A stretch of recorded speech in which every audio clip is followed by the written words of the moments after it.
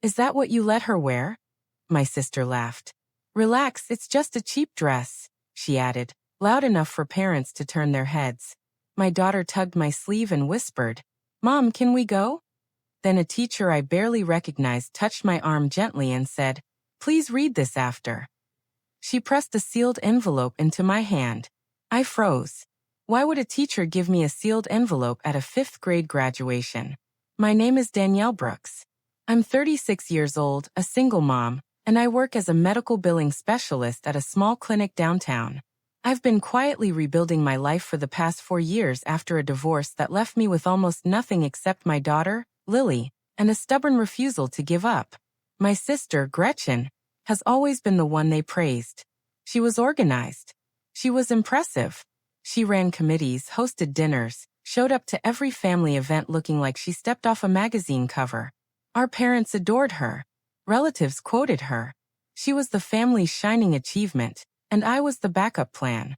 The one they mentioned second, if they mentioned me at all. But my biggest dream was never about competing with Gretchen.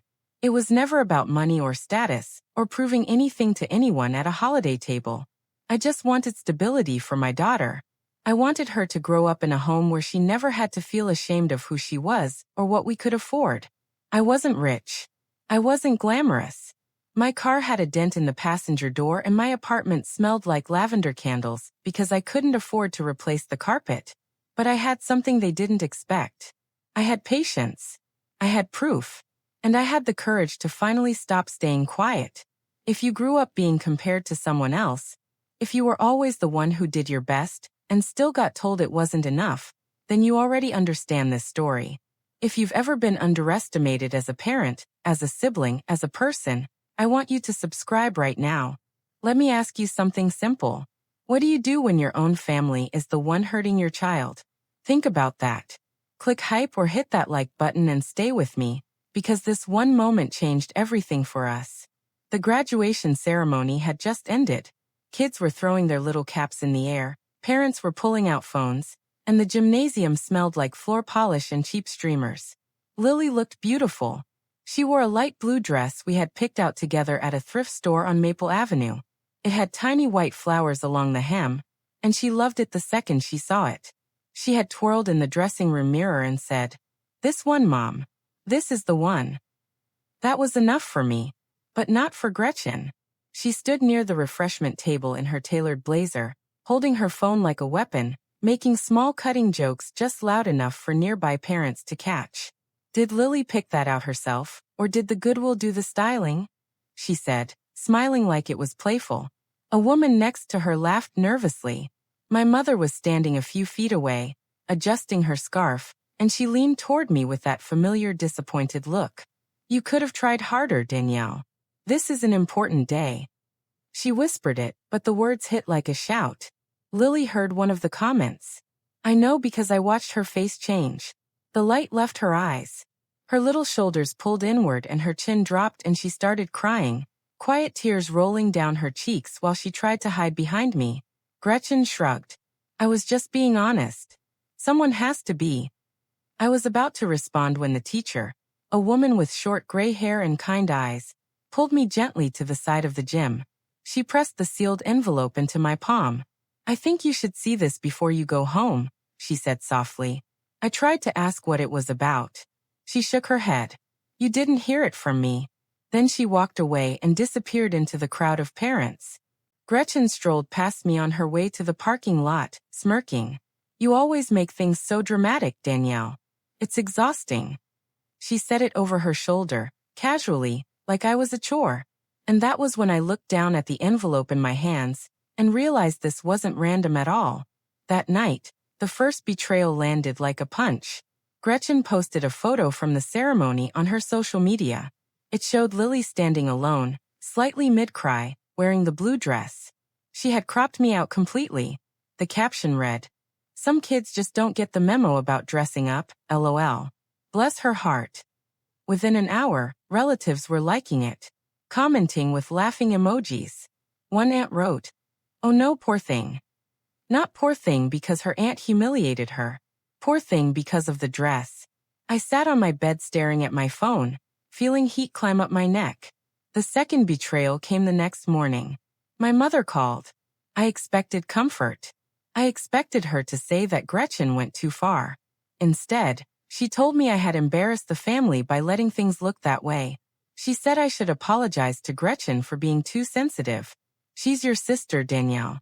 She didn't mean harm. You just take everything so personally. I gripped the phone so hard my knuckles turned white. The third betrayal was the quietest and the cruelest. Over the following days, I started getting strange texts from cousins and relatives. Careful, probing questions about money. Did you really ask Gretchen for help buying the dress? One cousin wrote. She said you asked her for $200 and still couldn't get something nice. I hadn't asked Gretchen for a single penny. Not once. She had invented a story and planted it across the family like seeds in soft soil. And every single one of them believed her without even calling me first. Those nights were long. I would sit in Lily's room after she fell asleep, listening to the sound of her breathing, feeling the anger and the shame twist together in my chest like a knot I couldn't untie. But something shifted in me during those quiet hours. I stopped crying. I started thinking. I sat Lily down one evening and held her hands and told her clearly that nothing about her was wrong. Not the dress. Not her shoes. Not the way she looked or the way she felt. You were the most beautiful girl in that room, I said. And anyone who made you feel otherwise was wrong. Period. She nodded slowly, and a tiny bit of that light came back into her eyes. And as I lay awake that night, staring at the ceiling, I realized this wasn't just about a dress anymore. It was about how Gretchen had controlled the family narrative for years. She decided who was successful and who was failing. She decided what the truth was, and everyone just accepted it. Everyone except me. Not anymore. I finally opened the envelope 2 days after graduation. My hands were shaking as I sat at my kitchen table under the yellow light. Inside were printed documents, emails, spreadsheets with highlighted rows and handwritten notes in the margins. What they didn't know was that someone had been watching my sister much more closely than our family ever did. The teacher had quietly collected records connected to the school's fundraising activities and the parent committee budget that Gretchen had chaired for the past 3 years. There were receipts that didn't match deposits. Emails where Gretchen redirected funds to accounts that had nothing to do with the school. Dates, dollar amounts, transfer confirmations. I spread everything across the table and read each page twice. This wasn't gossip. This wasn't a rumor whispered in a teacher's lounge. It was organized, detailed, and dated proof. I sat back in my chair, and the kitchen was completely silent except for the hum of the refrigerator. I had a plan they never saw coming.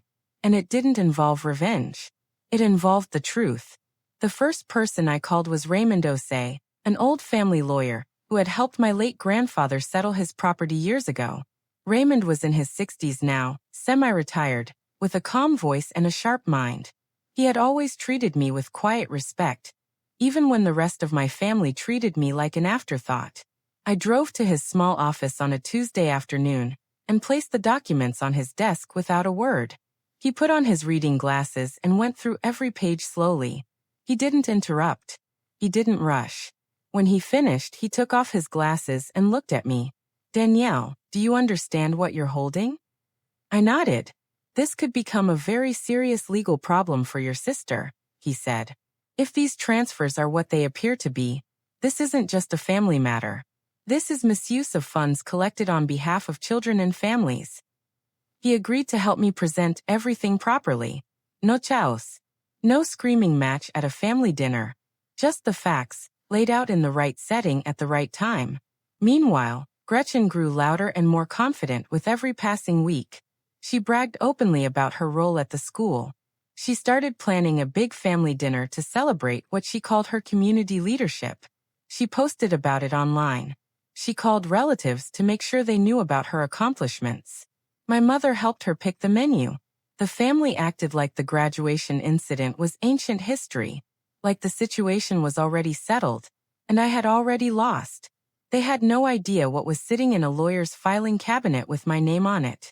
The confrontation didn't happen at a family dinner or a holiday gathering.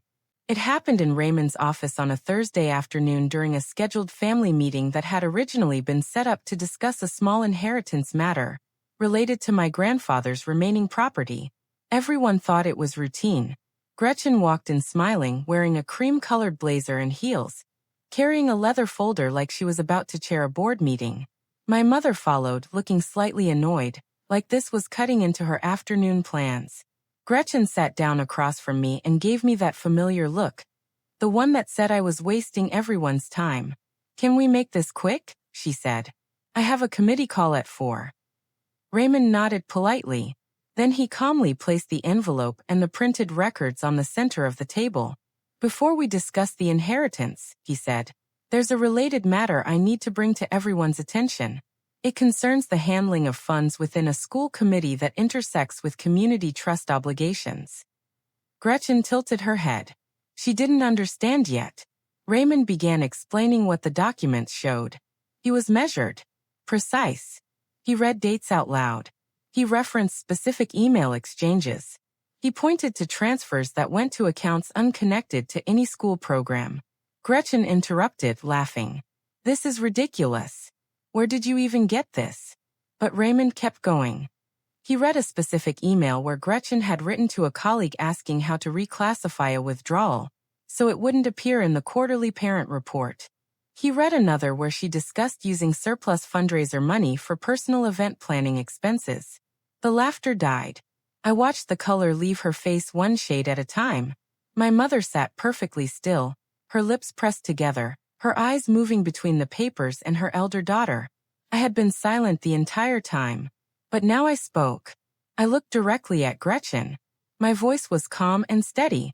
The graduation supply fund was supposed to help kids whose families couldn't afford caps, gowns, and supplies.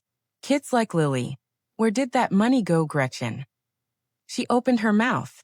Nothing came out. Her voice cracked when she finally tried to speak. "You don't understand the logistics." "I understand spreadsheets," I said. "I work in billing. I read numbers for a living. And these numbers don't lie, even if you do." My mother went completely silent. Not defensive. Not angry. Just silent in a way I had never heard before. It was the silence of someone whose entire understanding of her two daughters had just been turned inside out. The room shifted completely. Every assumption, every narrative, every quiet judgment my family had made about me for years dissolved in the space of 15 minutes. The teacher's envelope had undone the story Gretchen had controlled for as long as I could remember. I didn't yell. I didn't celebrate. I didn't slam my hand on the table or point a finger, or say I told you so. I simply gathered my things, stood up, and looked at my daughter who was waiting in the lobby with a coloring book. I took Lily's hand and told her we were going for ice cream. Behind me, I could hear Raymond's voice, calm and professional, explaining the next steps to the family. What those steps would mean legally. What Gretchen would need to address. What my mother would need to accept. I didn't stay to listen. I didn't need to. For the first time in years, I felt lighter. Not because my sister had fallen. Not because she was finally caught. But because I had finally stood still instead of shrinking. I had stopped folding myself smaller to make everyone else comfortable. We sat in a booth at the ice cream shop on 2nd Street, and Lily ate a scoop of strawberry with sprinkles while kicking her feet under the table. She looked up at me and said, "Mom, I actually liked my dress. I think it was really pretty." I smiled so hard my eyes burned. It was baby. It really was. And I realized, sitting there in that sticky vinyl booth with the afternoon sun coming through the window, that I didn't just protect her reputation that day. I protected her self-worth. I showed her that being quiet doesn't mean being weak, that the truth doesn't need to shout, and that no one, not even family, gets to decide what you're worth. If your family ever humiliated you or your child in public, you know exactly how deep that pain goes. It doesn't just sting in the moment. It sits in your chest for days, for weeks, sometimes for years. Share your story in the comments, especially if someone tried to make you feel like a bad parent or a bad person for doing your best. You are not alone in that. Subscribe to stay connected to this community that understands real family struggles, the kind that don't get talked about at reunions. And click hype to help this story reach others who need to hear it right now. Did this story hit home? Let me know by liking the video and sharing your thoughts in the comments. Click hype to help this story find others who have felt the same way. Your support makes a huge difference, and I truly read every story you leave. Every single one.